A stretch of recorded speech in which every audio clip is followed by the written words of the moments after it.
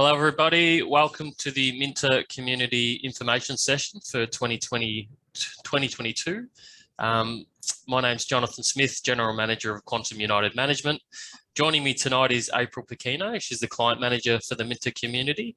And Liz Lee will be joining us shortly as well. She's the Assistant Client Manager. So we'll just wait for a few attendees to join the information session. I think we had around 30 plus registrations, April, I think, by the end of it. Mm-hmm. Thanks for joining us, Alex, Audrey, C, Kim, Mel, Mitchell, Naranga. Thanks for joining. So we'll just give it a minute just to see if there's any further people that have joined.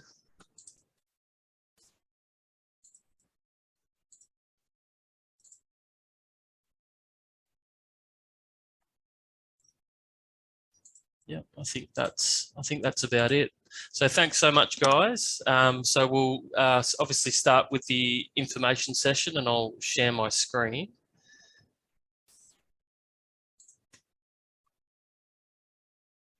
And I'll just run through what we're going to cover off in tonight's session.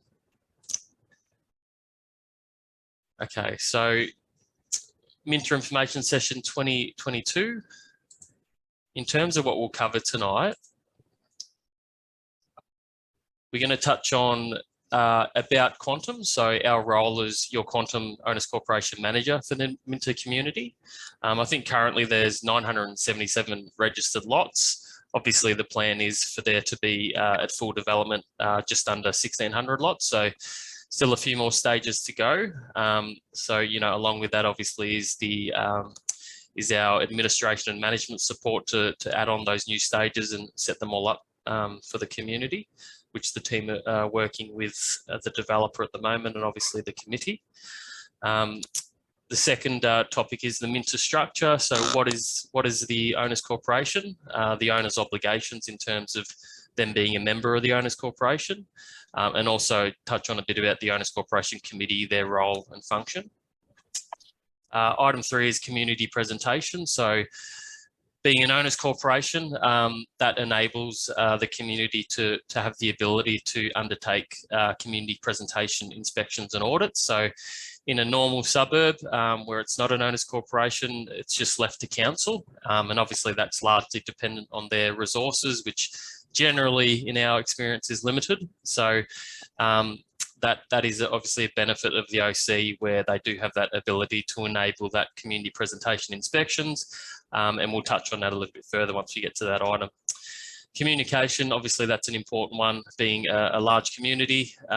It's been obviously challenging the past couple of years with COVID in terms of communication and particularly around events. But we will touch on that as well a little bit later in terms of what we have planned, working alongside the current committee and also the developer.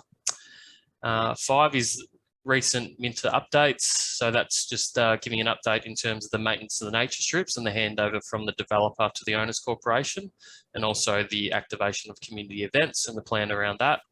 And then we'll end with a Q&A session. So we have received several questions from community members. So we've prepared answers for that, but we'll also obviously leave it open for the floor if people have any further clarifying questions that they'd like to ask. So I'll move on to the next slide.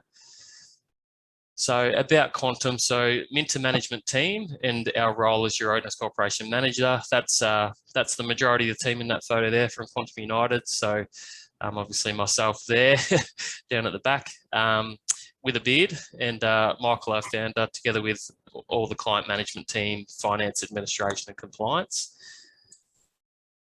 So in terms of our role, these are just the top sort of items or services that we provide as part of our appointment to manage the Minta community.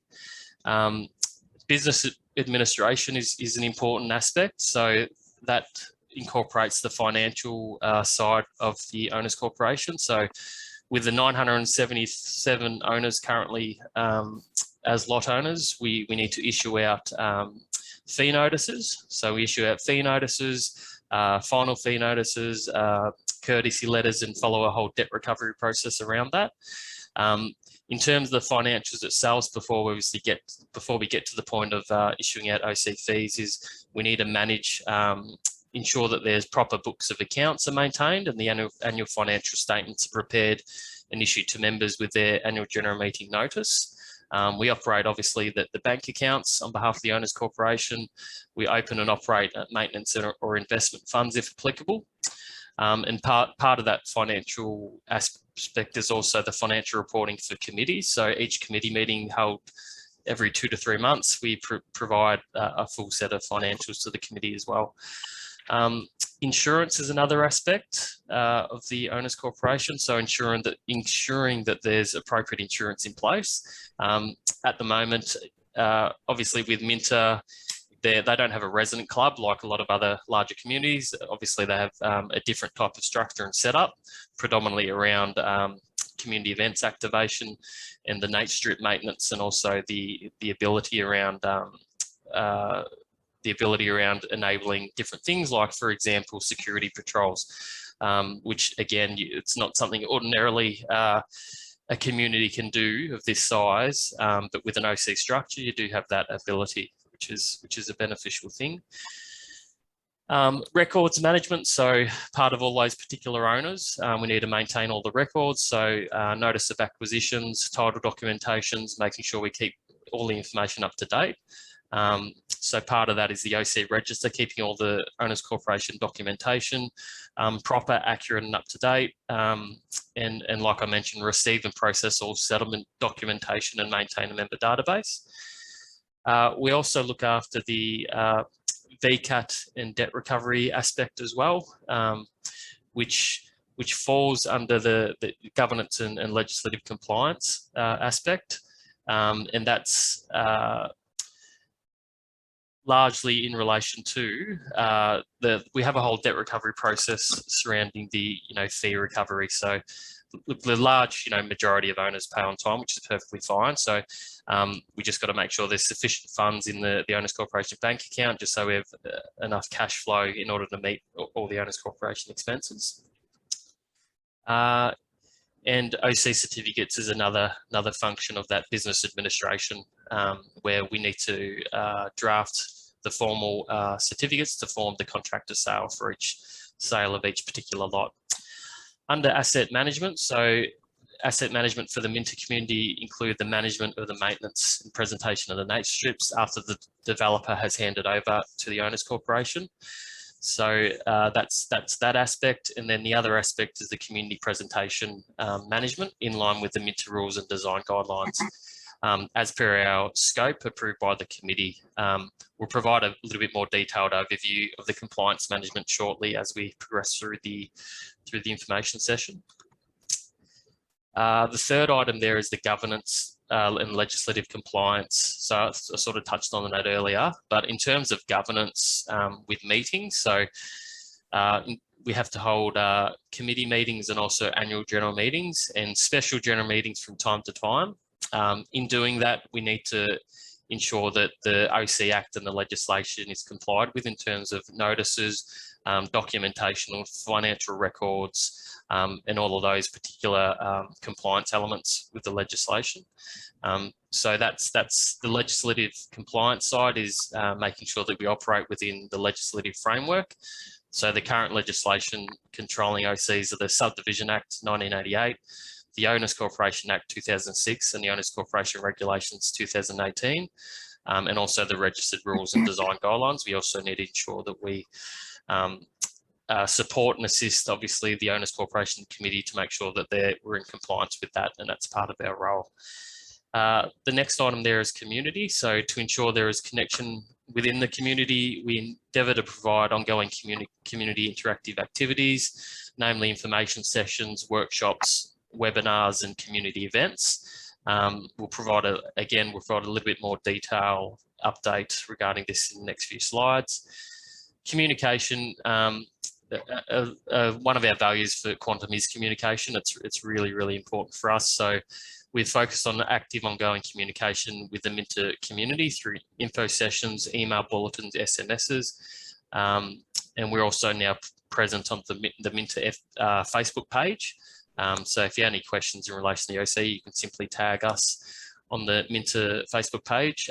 We do check it twice a week, so it's not every day, but we do try to, obviously, when we do check it, we do a thorough check and respond to all inquiries as promptly as possible on that. In terms of the team, obviously April's joined us tonight. She's the client manager. We've got the assistant client manager, Liz, which you can't see at the moment, but I'm sure she might get her camera working soon. The compliance team leader, so that's the community presentation aspect. Trish Barnes looks after that department, and she leads a team of administration staff and also some on-site compliance inspectors as well that she monitors and manages. And there's a couple that head out to Minta on a regular frequency to carry out those audits. The team leader for this team is Sherlyn Peter. Obviously myself as general manager, I support the team operationally and also at a team and HR level. And obviously Michael, our managing director, he provides high level strategic support and is still involved as well with all of our communities. So the Minta structure, I'll hand it over to April to take over this part of the presentation. Thanks, Jono. In terms of what I'll be going over, I will be going over and explaining the Minta estate structure, explaining what an owner's corporation is, lot owners' obligations, the introduction of the committee and the operations of a committee, and also explaining your Minta fees and your contributions. All right, just go to the next slide. So what is an owner's corporation? Donna, can you just, yeah. An owner's corporation is formed upon the registration of a plan of subdivision. When a plan of subdivision is created, it would contain common property and that would need to be maintained. It is a legal entity that combines all of the lot owners in the plan of subdivision. Every owner that purchases a lot within the plan of subdivision becomes an automatic member. Owners corporations can create rules which are binding on all members, including lot owners and tenants and tenants' guests. Government legislation passed by the Victorian Parliament provides the legal framework on how the Owners Corporation should operate. That's in reference to the Owners Corporation Act. The Owners Corporation has a legal obligation to administer and maintain the common property. We'll just move on to the next slide. So in terms of the lot owner's obligations, every lot owner has financial and legal obligations towards the Owners Corporation, which is primarily, but not limited to approve an annual budget at each annual general meeting, to meet the Owners Corporation's operational expenses, to contribute their share of the budget, and comply with Owners Corporation legislations, rules, and design codes. We'll just move on to the next slide. In terms of the Minta committee, your current committee comprises of 5 members. Tim Fenton, who is the current chairperson, Rasik Malhotra, who is the acting chairperson, Alex Barberi, Dawn Hill, and Hugo Hall. The committee members were appointed at the annual general meeting in April 2022, and these are voluntary positions, and the members do change year to year. So in terms of the committee operations, although all owners collectively create the Owners Corporation, to manage and administer the Owners Corporation, a committee is elected at each AGM, and they work alongside the Owners Corporation manager to meet OC obligations. So a typical committee could comprise of a committee of up to 3 to 7 members in accordance with the Owners Corporation Act. And the purpose of the committee is to make ongoing decisions on behalf of the owners between each AGM. And the committee has also got delegated authority to make decisions, which is resolved at the annual general meeting as well. And members can raise issues and provide feedback to the Owners Corporation manager for anything appropriate that relates to the operation of the Owners Corporation. And we'll move on to the next slide. In terms of the Minta Owners Corporation itself, the purpose of establishing an Owners Corporation was to provide a platform for community development through events and activities, community presentation, pretty much just essentially to get a good community, get community involved, getting the community involved, and also to enhance the amenity and value of the development through nature strip maintenance and compliance management. So to attend to these purposes, the Owners Corporation Committee and its management team actively ensure compliance within relevant legislation. Again, just referring back to the Owners Corporation Act, the Owners Corporation regulations, the rules, the registered rules and the design guidelines. So in terms of what do my fees go towards, the Owners Corporation has an annual operating budget, which is prepared and approved at the annual general meeting. It is only your Owners Corporation fees based on that budget that contribute to the operations of the Owners Corporation, and to meet its purpose would be determined by, and to meet its purpose as budgeted at the AGM. In relation to specific items, currently your budget your fees contribute towards community events. Initially, just to explain a brief history of the community events that have occurred so far. Initially in the year when the Owners Corporation was established in 2020, there was no budgeted expense for events, community events at that time. However, the proposed budget for the year 2021 included a budget to conduct events throughout that financial year. But however, obviously due to the COVID restrictions, there were a few events that were planned around those restrictions at that time. And then obviously now that government restrictions have been considerably reduced, we did host a couple of more community events in the first quarter of the year. And we also endeavour to plan more coming up, which will be further explained and later in the presentation. Your fees also contribute towards basic administration and management tasks. Obviously, Jono has already gone over those tasks and the role of quantum. And your fees also contribute towards the maintenance of the nature strips. However, currently the maintenance responsibility currently sits with the developer at this time until formally handed over. We'll be going over that again later in the presentation, so that'll be further explained.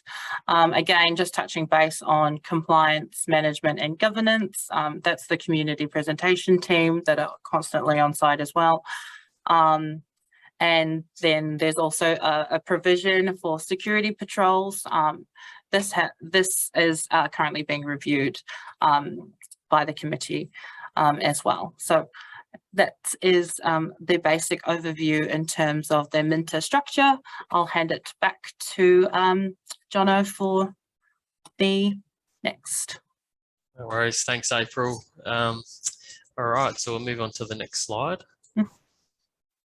So the next slide is in relation to community presentation. So we'll just cover off on the purpose and also the process that we follow around that.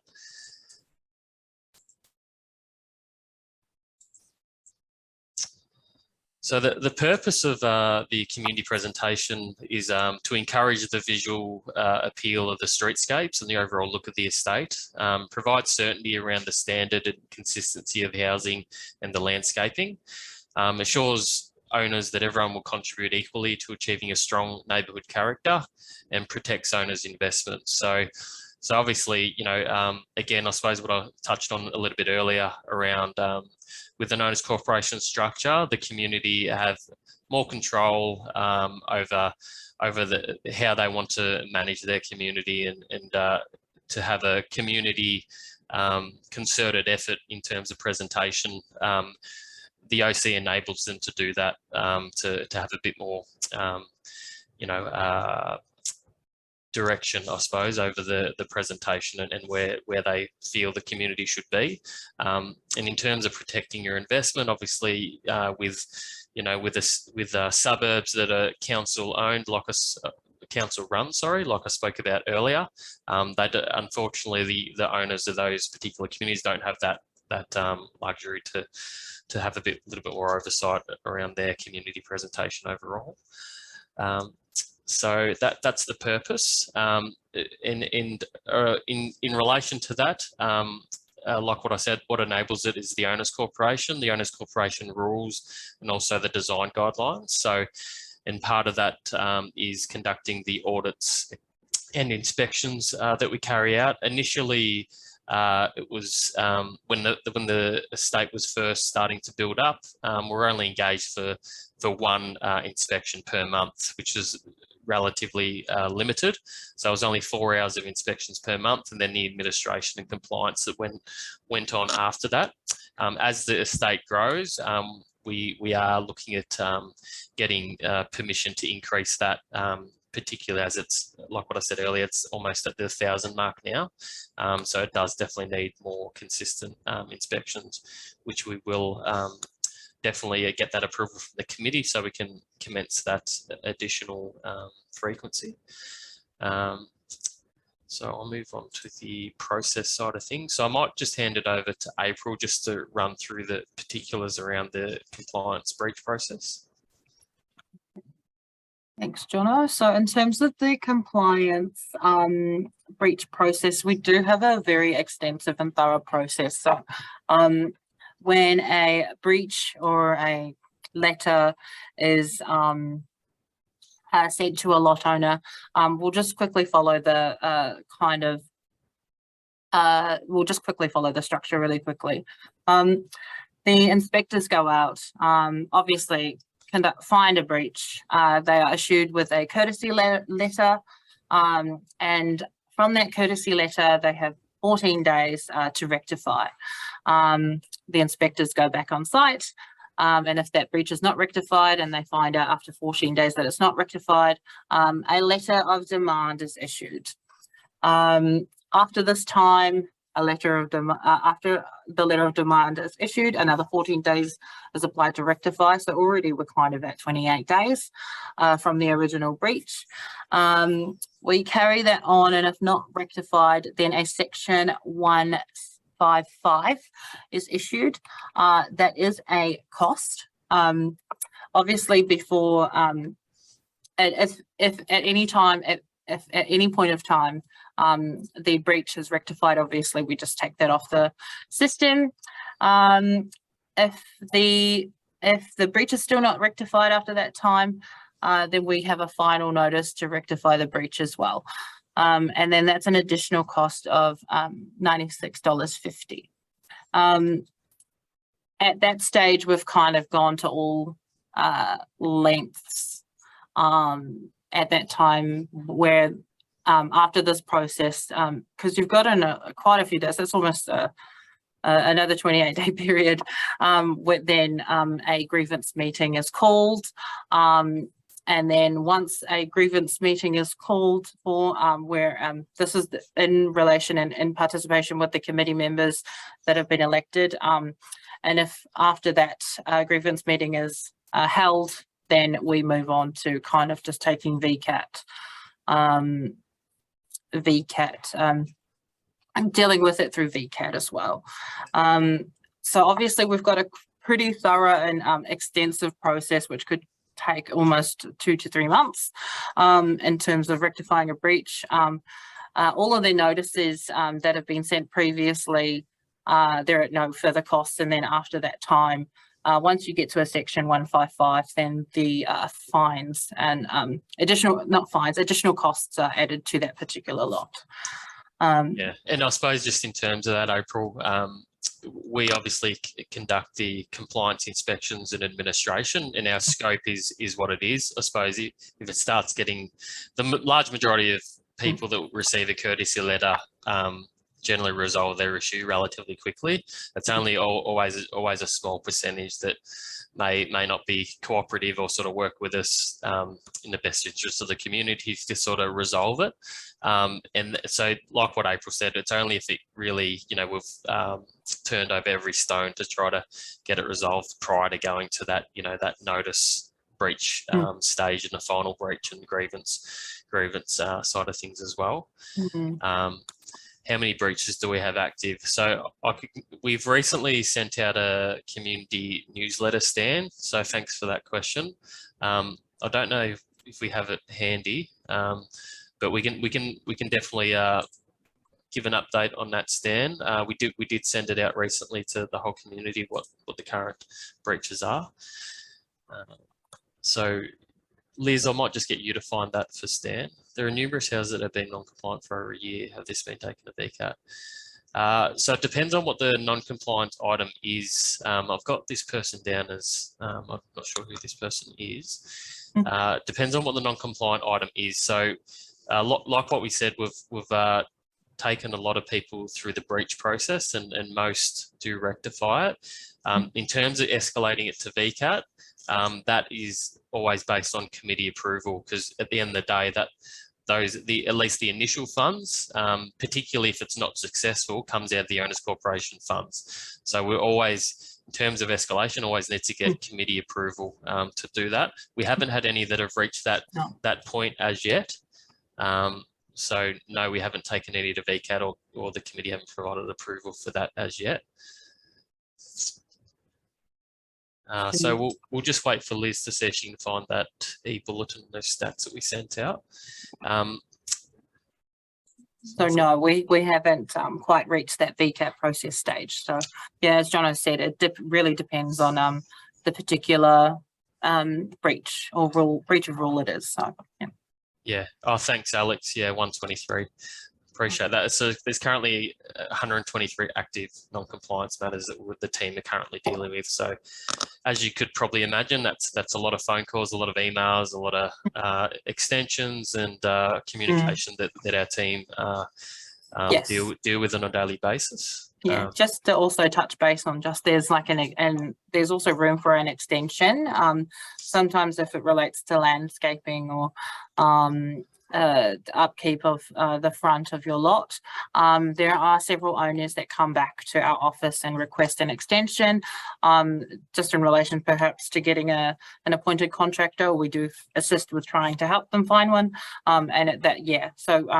there is that extension process which several owners utilize. So yeah, and it's predominantly around the upkeep and maintenance and the presentation. So in relation to design guidelines of your architectural building, that's mainly handled by the developer and the town architect at the initial stages of when you first construct the building. So the OC, in terms of doing inspections, it's predominantly around the upkeep and maintenance and making sure it's presented well, not necessarily the architectural town architect side of things. So thanks for those questions, people, and we'll move on to the next slide, which is communication. So I'll hand it over to Liz. So communication is one of the core values at Quantum United. We try to be as transparent as possible. One of the ways that we communicate with the community is through our app. You guys still hear me? Yes. Oh, okay. Yeah, so through the Minta community app, which you can download from the App Store. Once you do, you can request for the app login details through the app. And through there, you can see all the latest news and updates, info session recordings, and you can request to get your neighbors' details for fencing. Yeah, we also upload all the communications on the app as well. And e-bulletins we issue by email. And we also communicate through social media, which is Facebook and LinkedIn. And we hold information sessions such as this one. And of course, you can contact us through direct channels like email or phone. Perfect. Thank you, Liz. Okay, so we'll move on to the next slide. And that's the recent Minta updates. So like we spoke about earlier, we're just going to elaborate a little bit further, I suppose, in terms of the maintenance of the nature strips and the community events. So I'll pass it over to April to touch on those. So in terms of the maintenance of the nature strips are located on the land belonging to the City of Casey. These have been installed and maintained by Stockland for a 2-year period.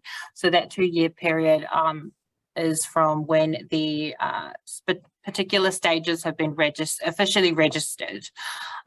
So the Owners Corporation is obliged to take over the maintenance after Stockland's maintenance period has finished. So at present, Stockland has completed the 2-year maintenance period for stages 2 and 3 only. They're still finalising the details with council to formally allow contractors of the Owners Corporation to commence the maintenance of these nature strips within those particular stages only. And Stockland has agreed to maintain the nature strips in the interim until it's kind of formally been handed over, those 2 stages for stages 2 and 3. And once the negotiations with council have been fulfilled, we will communicate the details to the community. So obviously we will try and we aim to communicate this to the community as soon as possible, but only once that kind of formal process has been handed over from council as well. So otherwise, I'll move on to the kind of community events that we've got scheduled. Stockland has obviously advised that they are happy to sponsor community placemaking events for the next 3 years for the Minta community. So Quantum are currently, we're working through a 12-month event schedule that will be presented to Stockland. It's already been presented to Stockland, but upcoming events which are already scheduled for the rest of 2022. I'm not sure, you've probably already seen the Pet Smiles competition, which has been really successful, and there's several entries that we're excited to present once the conclusion of the competition is over. There is a gardening workshop and flower arrangement workshop scheduled for October in 2022. And we've also allowed for a Minta Halloween event. This is, it's common to have Quantum kind of specialise in the Halloween events for all of our communities. So they've always been very popular. There's also an open air movie night scheduled. We're hoping to schedule that in November, but the exact date is to be determined. And obviously the Minta Christmas event, which is always very popular and a common event that that Quantum specialises in for all of our communities as well. So obviously in consultation with the committee, there may be some events that will be funded by the Owners Corporation, which has been budgeted for in the annual general meeting budget, but majority of the events would be predominantly sponsored by Stockland. All right. Excellent. Thank you, April. We just had another question. How did Grenfell Homes and Stockland build a home and sell the home that did not comply with the landscaping design guidelines? This property is in Marlborough. We can certainly take that up with Stockland. In terms of our compliance team, we don't discriminate, so we just look at a lot, and if it has a breach, we issue a breach and follow through that process. So no doubt, as part of the 123 active non-compliance items we're currently managing, it may well be within that mix for that person. So, and also yes. all of the just touching base in terms of all of the plans, like building plans and landscaping plans, and even fencing plans. They all kind of have to be resolved by the ticked off by the town architect. So in this particular instance, sometimes you do have homes that have been ticked off or they've been approved, and they need to be approved by the developer as they need to gather a building permit. So in terms of that particular home, we can follow that up, but they most likely would have been approved, and perhaps maybe there could have been a building. They may have not, this is just a scenario, but they may have not complied with the approved plan, but obviously we can follow that up with our inspection team on site. All right, so we'll move to the Q&A because we've got another one from, this is actually the Q&A session, so good timing, Naranga. Can people park cars on nature strips? I've seen people park on nature strips when there are multiple vehicles in a household. So that is a council bylaw around nature strips. Generally speaking, April will know a bit more detail around that. Yes. But no, they can't. So in terms of the process around that, we don't have authority or enforcement over public land or council-owned land. In terms of the agreement that we're waiting on council to provide that approval to maintain the nature strips, that doesn't, I suppose, allow the OC to have enforcement over that particular area or public land. So regarding car parking on nature strips, that would definitely have to go to council. We do recommend using SnapSend Solve app around any issues with bylaw breaches, council related. So that's what we recommend in relation to that. If it's prevalent throughout the estate, happy for you to contact us, Naranga, and we can have a direct contact with council if it is, you know what I mean, if it's a high volume of issue throughout the estate. But if it's one here and there where you need to report it, that's definitely your best avenue. Anything more to add to that, April? Yep, that's correct. You can most likely see on the City of Casey website that there's no allowance for any kind of permission to park on nature strips. So we do get quite a few queries come through to us, and we've kind of referred those matters particularly just to assist the owners. We do refer those back and kind of get like a council case number for that. Yes. For any particular issue that relates to the parking matters. Yeah. Perfect. Thanks, April. So we did have a few questions that come in. So we'll work through those just for everyone's benefit. So the first one came through from Rasika. Her question was, when is our nature strip going to get fixed? So in terms of her particular property, she's currently within a stage where the nature strip is being still maintained by Stockland. So the maintenance will be handed over to the OC after the completion of the 24-month period of maintenance. And if they have and this applies to any other stages as well, if it's currently under the maintenance of Stockland, if they have any issues in terms of their nature strip, they should be taking it up with Stockland directly. Happy to facilitate communications if you're having issues getting in contact or getting an outcome.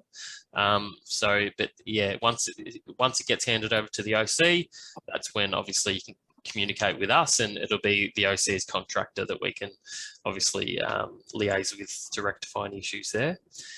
The next one is from Benish. Benish, how can I get artificial lawn approved for my front landscape, as me and my husband both have terrible hay fever with grass? So obviously a part of the design guidelines is the synthetic or artificial turf is not permitted. However, look, you can, Benish, submit your landscaping through to the town architect, and maybe you can liaise with them. And this is, by the way, this is free of cost. So any submissions through the Stockland town architect with building and landscaping applications are free of charge, that assessment. But what I would do is just liaise with the town architect around your allergies and see if they can potentially provide options or alternatives that hopefully are less troublesome in terms of allergies. That's what I would recommend. So we've got one from Satish. The concrete bump between Greenwich Drive and Romeo Ave looks to be dangerous without any sign. In terms of anything developer related or construction or developer related, we're happy. We can't answer them, but we're happy to pass all these questions onto the developer and get answers for the community and members. So we'll just make sure that we'll record all these, Liz and April, and we'll note all these down, and we'll provide these answers to members. Yep. There's another one. Is the Minta sign at the front of the estate, corner of Soho and Soldiers Road, going to be fixed? So this again is a Stockland inquiry. So we will definitely, I don't know if you've got an update on that, April. I know we've had a few inquiries regarding signs, and I think we've got them fixed along the way by Stockland, but maybe this is another one potentially. We have raised that particular Minta signage query with Stockland already. We did, I think they did kind of have an electrician go out there last week, but we kind of haven't had any kind of further update. But in terms of the Minta signage, I know there's quite a few of them, so it makes sense that if one's going to get affected, then it will eventually affect the other ones. So just send those queries through, and we raise it with Stockland directly. Yeah. So with that particular one, we've already raised it with them. They've sent an electrician last week. From our end, once we get a task, we'll continue to follow it up until it's properly rectified. So thanks for that question. So I'll continue on with the ones that have been submitted prior to the meeting. This is from Tim. When will the TV tower, which is our current chairperson, Tim, when will the TV tower be installed? We're assuming you're referring to the telecommunication tower, Tim. Again, this is a Stockland inquiry. We have been liaising with them around this. So Stockland we've basically been advised that they're still reviewing telecommunication towers. And unfortunately there's no further update that Stockland have provided us at this stage that we can pass on to the community. The next one is from C. Where has our previous OC fees gone? We do not want spin on what you plan to do. Where has it gone? So in terms of, I think I touched on it earlier regarding fees. So there's an Owners Corporation bank account, which is obviously we have a fiduciary duty to manage it and maintain it on behalf of the Owners Corporation, and we are governed by the legislation in terms of what we must do. In addition to that, the financial reports, which include the cash at bank and all the bank accounts, are audited by external independent accountants as per the legislation. So in terms of fees that are being paid, it's all documented. So fees received via the Owners Corporation fees, they enter the bank account. They show on the financial reporting. Any expenses go out are detailed into detailed expenses. And we have opening and closing balances, and it all matches up through to the bank accounts. So it's all accounted for there, C.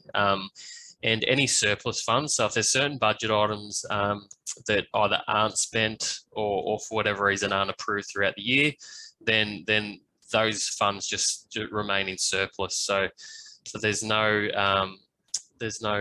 funds. C's just provided another question. What have you done for the community with the fees we have paid, not just ensuring quantum is compliant with? Not just ensuring quantum is compliant with legislation. I think I've sort of answered it there. In terms of quantum, it's not quantum being compliant with the legislation. It's us supporting and guiding the Owners Corporation, which is made up of the collective members. We provide professional services to ensure that the Owners Corporation and its members are compliant with the legislation. So just to clarify on that one, C. So again, like each year, we got the annual general meeting. There's a budget that's put forward. Obviously, that's reviewed and looked at by the current committee, which is made up of lot owners. It's put forward at the AGM. The budgets and the approved budget is the reflection of the OC fees, which are shown in there and approved. So whatever's sent out by the OC fees are via the approved budget. So And like what I said earlier, any fees that have sent out and fees received kept in the Owners Corporation bank account only for the Minta community. And it remains in there until certain expenses are paid out, and it's all documented, financial reported and audited. I think the point is that majority of fees are going into admin for operating the OC, so members are not feeling that they're getting value. Yeah, Alex, look, I think currently, April, you can correct me if I'm wrong, in terms of the annual fee, it's currently sitting at around $160 per annum. So with our other estates, our other larger communities that, you know, might have more facilities like resident clubs, gymnasium, pools, and all of those type of things, they're paying in excess of $1,000 up to $2,000 plus per year. So like what I spoke about earlier, Alex, the OC structure was set up so the community have a bit more say and control over the community and how it's run, and rather than just letting council sort of run it. And that's allowed them to obviously, albeit with delays in terms of the coronavirus and limiting around community activation and activities. Obviously, that's going to change over the next few months and for the foreseeable future in the next few years, as well as the ability, obviously, to maintain nature strips and like what the committee are talking about around implementing security patrols. So they're currently discussing that. That's not possible if it's just a council community. So that's where the value is, Alex. And like what I said, it's $160 per annum. Yes, it's administration, it's committee, it's annual general meetings, financial management. But if in terms of a tangible thing like a resident club, if that was to be in place, then you're paying $1,000, $2,000 per annum in terms of the OC fees. So I suppose just to put that into context around value and what actually is being paid in terms of the OC fees. Obviously, like what I explained earlier, we have a whole team that looks after a community of this size. So there's 970 registered lots. That's approximately, based on ABS, 2,500 people, give or take, that currently live there. So, there's a lot of work. I'm heavily involved in Minta, along with our team leader, Sherlyn, April, Liz, and we got our whole compliance team. So there's a lot of work in the back end. Yes, it's administration and the management, but it also is liaising deeply with the committee and also all the other aspects that we touched on earlier. So I hope that answers your question, Alex. So I'll just continue on in terms of the remaining questions here. Stan had a question: how are the OC ensuring compliance of landscaping fencing been visible from street and going to enforce compliance? I think we already touched on that throughout the presentation. So I'll finish off with these, and whatever further comes through, I'll try not to get distracted by. Siva had a question: general maintenance like safe footpaths, cleanliness around the streets. So obviously the team go out and do inspections. So they do inspections, and if they see anything untidy, rubbish and whatnot throughout, they'll take a picture, and our team will actually send a snap, send, solve. So, and she mentioned about here also safe footpaths, which I'm assuming is like unsafe footpaths or general maintenance of footpaths. Now, that is obviously a council-owned asset, so you should report that through to council if you see something like that. Like I said, if our team are out there and they see an issue with a footpath or any council-owned asset, we'll send a snap, send, solve ourselves and report that through to them. The next one is from Jackie: how is compliance enforced when community members refuse to change their properties? It all depends on which lot owner, Jackie. So like what I said earlier, a lot of people comply, so you just might not see that or feel that you see that, but we're currently managing over 100 active non-compliance matters. Throughout the past few months, there's been a lot that have been resolved. So people are, you just might not necessarily feel that you're seeing that. If there's anyone in particular that you'd like to report through to us, no doubt they may be going through a breach process, but always happy for you to bring that to our attention. Mitchell, is the Minta community agreeable on raising all colourblind backyard fences at the same height to improve the property privacy where property privacy? Okay, and so any alterations to landscaping, fencing or building designs, like we spoke about earlier, need to be submitted to Stockland, the town architect, for review and approval. So we don't have any, the OC doesn't have any real say in terms of that side of things. Sorry, Jono. I'll just say to everyone first, we'll just quickly, we'll go through the registered questions that have been requested to be answered, and then at the end of the list, we'll go over any kind of open questions that anyone would like to ask. So just be patient, just letting the attendees know. No worries. So the next one is from R. She said, why are display homes allowed to have fake grass on front yards? So the rules detail that, I think we spoke about this earlier, the rules detail that artificial grass is not permitted. So they are in breach of this lot and are required to comply. So just like any other lot, they would need to comply with this requirement. And yeah, obviously over time that will get handed over to ownership of, it may be under the builder's ownership at the moment potentially, but they'll be treated just like any other lot owner and receive courtesy letters and have the ability to rectify that. Sebastian, ask owners to clean up dog mess and put in the bin provided in the park oval. Yeah, I think, look, that's common courtesy, Sebastian. I definitely agree, and we can most certainly include that in a future e-bulletin just to remind residents if they do take their dog for a walk that, you know, it's obviously courtesy to make sure they pick it up and dispose of it appropriately.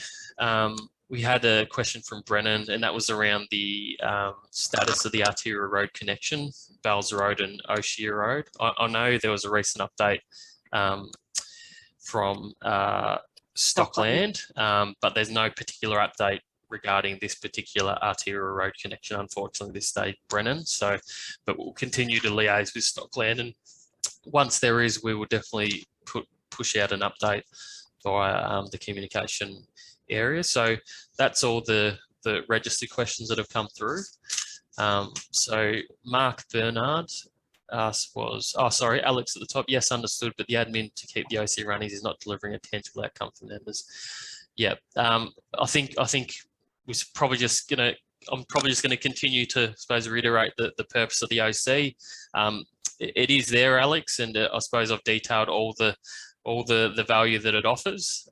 If there's any more information that you need around that, I'm happy to get on a phone call with you or April or one of the team members to touch on it a little bit further. So, and look, it may well be, it's the initial development and planning around this community. So it was set up the way it is, and these are the elements that are of value. So that's how we describe it. Mark, there was a mention of a mobile phone tower in some correspondence. Yeah, so there was a question from Tim with the telecommunications tower. So we did already touch on that, Mark. Unfortunately, we haven't been provided any further information from Stockland. So they're just currently still reviewing those options. So as soon as we hear from Stockland, we'll pass on that information. There's another question here. Do we have to submit changes to Stockland if we plan to build a pergola in the backyard and can fix the backyard fencing issue ourselves without going through Stockland? In terms of anything, well, a pergola would definitely require a building permit. So I'll definitely liaise with the town architect around that. Backyard fencing issue, can we fix the backyard fencing issue ourselves without going through Stockland? No, you need to go through Stockland's town architect because it all forms part of the design guidelines for the whole estate. Can a link please be sent through via email regarding notifying Stockland? Yes, so I'm assuming that's who the contact is. That you're gathering from that, April? Yeah, we can most certainly do that. So if April can provide that to that individual, that would be fantastic. I'll just send you the email and just send that email through to me, and I'll act on that one. Yep. I just hope you have the details of that person. That's all. Mark, the lakes maintained by QU, or is it different as it's a conservation area? So yeah, so the lakes are, and I'm assuming waterways. April can correct me if I'm wrong. That in time won't be an owners corporation managed area. That would likely fall under council or sorry, the local water authority would be looking after that side of things, but definitely not an owners corporation area to maintain, Mark. All right. Are there any other questions? I don't think we have any others. So thanks so much, everyone, for joining. So I know we've got another one. We'll give it, I'll get a couple more coming through. One from Kim. Is Quantum responsible for maintaining the repainting for the townhouse in years to come? No. So there's limited common property there, and it definitely doesn't include a townhouse or structure. So no, the owners corporation isn't responsible for any townhouse structures, Kim. This would be it would be privately titled, that particular area, and it'd be that the individual's or entity's responsibility to repaint that. Is OC able to enforce bin view from street, or is this council? Part of our audit, correct me if I'm wrong, April, for the Minta community is bins that are left out. I'm just checking. I'm just checking. Sorry. I know for most of our communities that is the case, Stan. But sometimes we get specific requirements for certain communities that may not be the case. But once April confirms, but Trish would know the answer straight away. But if it is the case, which I assume it is, yes, we do. But obviously it's not, the day after bin collection. Sorry, it's not the day of bin collection, but the day after that, or whenever they're scheduled out. Because as we spoke about earlier, we're only engaged for once per month. Now it's moving to two times per month, so once a fortnight that we go out there. So, we're not there every day, Stan. So depending on what day we're out there, that would obviously impact whether or not we can breach on that. But again, if there's any, if there's any lots that continue to do it, outside of what's acceptable, Stan, just send us through information about that, and ideally a photo. Not saying we want to put you in that position, but if you feel comfortable to do so and it's safe to do so, you can take a photo just to show us, so we have evidence and we can pass it on to our community presentation team to issue out courtesy letters and follow the process with them. Thanks, Stan. Appreciate that. Well done, guys. I believe you've done a great job tonight. Appreciate that, Stan. Is it possible to contact Australia Post in regards to driving on the nature strip? There have been mud chewed up and damaged the front yards, grass. Yep, most definitely we can do that. If it could just be provided some detail from that person, if you can email through minta@quantumunited.com.au and just provide us a bit of detail around that. So obviously if Australia Post are driving on nature strips and damaging it, that's an issue that we can take up with them directly. And yes, we can provide an update to that individual as well with what we hear back from them. Got Mitchell. Mitchell's got no worries. All right, I think we're out of time. Thanks so much, members. Thanks for joining us. I hope you got a bit of value from that information session. We really enjoyed a lot of the questions that come through, and hope that was informative for you guys. Thanks so much, April, for joining us. Liz, thanks for your help. Thanks. Have a great night, everybody.